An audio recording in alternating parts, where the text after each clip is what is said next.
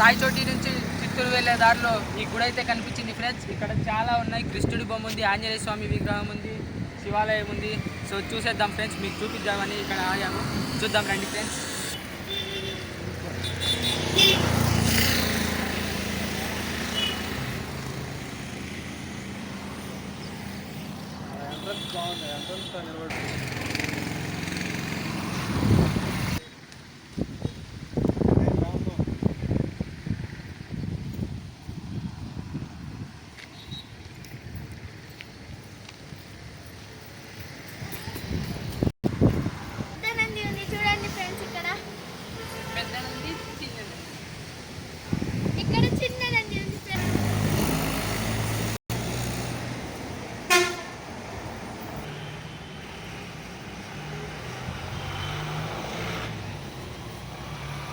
Friends Anjaneya స్వామి విగ్రహం friends చూడండి, చాలా పెద్దది ఉంది.